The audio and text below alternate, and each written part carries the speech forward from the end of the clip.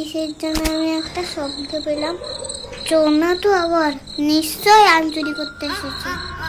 এ তো ভূত মনে হচ্ছে। রাম রাম রাম রাম রাম রাম রাম। ভূত আমার ভূত, পেতনি আমার ছি, রাম লক্ষণ সাথে আছে, করবে আমার কি? এই গলাটা কেমন চেনা চেনা লাগছে জানো? এ বাবা, নাম দিবি না? ও তুই, এই তো আসার সময় হলো। কটা বাজে এখন?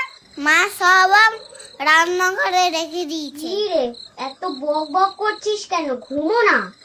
আচ্ছা, দরজায় তো তালা দেওয়া, তুই আসলি কি করে? এইভাবে। কোথায় গেল? কোথায় গেল? দেখলি? তুই এই ম্যাজিকটা কোথা থেকে শিখলি? আমাকে শিখিয়ে দিবি?